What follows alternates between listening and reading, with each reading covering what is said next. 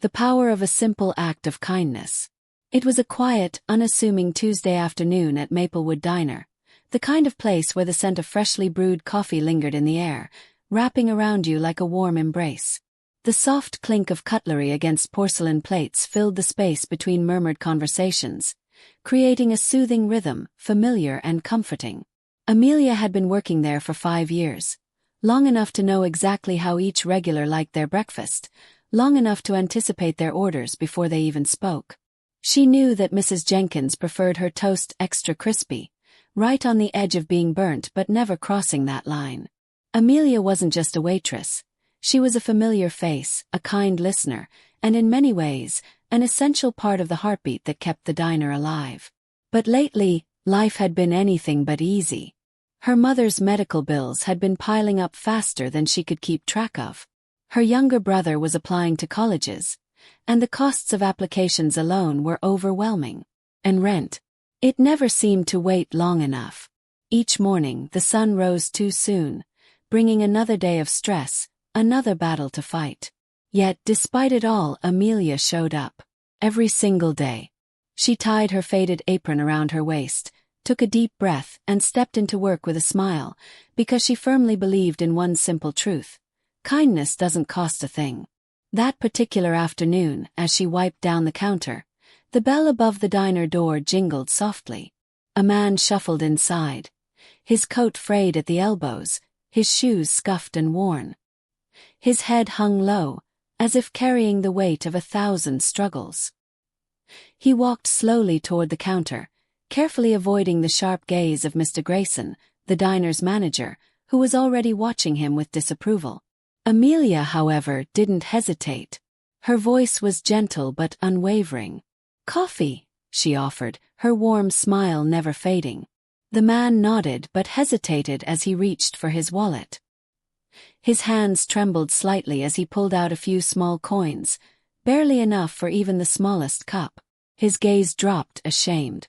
Mr. Grayson, who never missed a thing, leaned in and muttered under his breath, just loud enough for Amelia to hear. "If he can't pay, he can't stay." A heavy silence settled between them.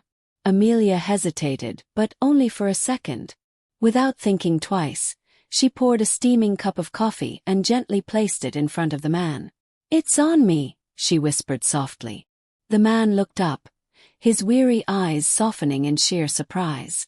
For a moment, he just stared at the cup, as if it were the first warm thing he had touched all day. Slowly, his fingers wrapped around it, holding it close, absorbing its warmth. "Thank you," he murmured, his voice thick with gratitude. But not everyone in the diner saw the beauty in that moment. Mr. Grayson's face darkened. He watched as the man took slow sips of coffee, his expression unreadable. And when the man finally stood to leave, after thanking Amelia twice more, the manager stormed over, his voice sharp and unforgiving. "You can't just give away food to people who can't pay. That's stealing from the diner." The entire room seemed to freeze. The cooks peeked out from the kitchen. A few customers paused, forks halfway to their mouths. Amelia's heart pounded, but she didn't back down. She held her ground, her voice calm yet firm. "It was just a cup of coffee, Mr. Grayson." He looked like he needed it.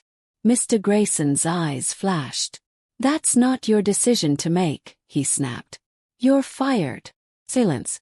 Amelia felt the sting of tears threatening to spill, but she refused to let them fall.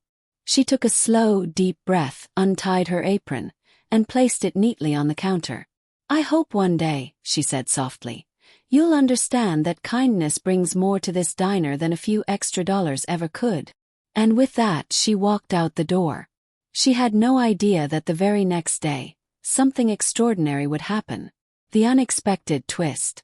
The next afternoon, as Mr. Grayson managed the diner without Amelia behind the counter, a sleek black car pulled up outside. The doors opened and out stepped a man. But not just any man. It was him. The same scruffy man from the day before, except now he wasn't wearing tattered clothes. His hair was neatly combed, his posture upright, his presence commanding. His suit, perfectly tailored, spoke of wealth and power. Mr. Grayson's jaw nearly hit the floor. Because the man he had dismissed as just another beggar was actually Richard Caldwell, the CEO of a massive nationwide restaurant chain, including Maplewood Diner. And he had come back for one reason. Amelia. A reward for kindness. They found Amelia at home, still shaken from the loss of her job, still wondering how she would manage everything. When Richard Caldwell stood before her, offering not only her job back but a promotion, she could barely process the words. And that wasn't all. "I'm covering your mother's medical bills," he told her. "And I'm setting up a scholarship fund for your brother." Amelia's breath hitched. She was overwhelmed, speechless. Richard Caldwell smiled. "You didn't just serve coffee," he said. "You served humanity." Tears finally spilled down Amelia's cheeks, but this time they weren't from sorrow. They were from gratitude. All she could whisper was, "Thank you." But Richard simply shook his head. "No," he said. "Thank you for reminding me what real service looks like." A story that inspired the world. News of Amelia's simple act of kindness spread like wildfire. The story of a young waitress who gave without expecting anything in return, who stood up for what was right even when it cost her everything. It resonated with people everywhere. The diner became a symbol of compassion, a place where humanity mattered more than a few dollars. Because in the end, the smallest gestures often leave the greatest impact.